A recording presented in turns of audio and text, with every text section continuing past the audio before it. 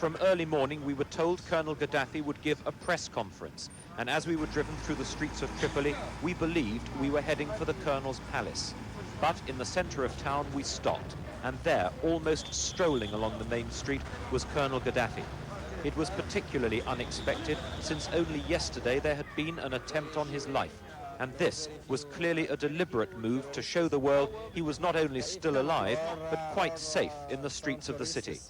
And it did give us the first opportunity to question him directly about the events in St. James's Square. Colonel, many eyewitnesses saw shots fired from the first floor window of your People's Bureau.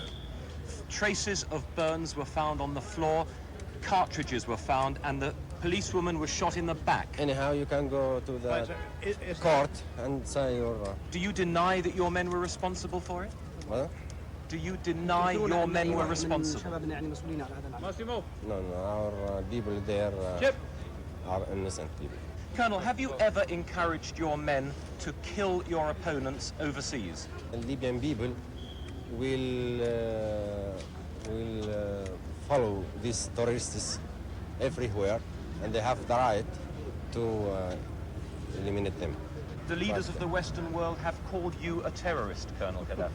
Your government is a terrorist government.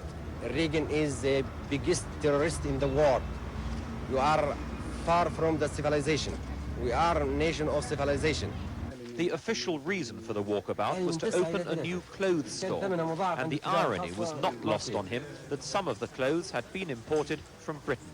I think Britain decided to export terrorism instead of these goods. And if he wanted to show that the people still supported him, those outside obliged as he emerged from the shop onto the main street. Nobody here can remember Colonel Gaddafi putting himself on such public display and right in front of the television cameras. This is clearly a story that the Libyans wanted told.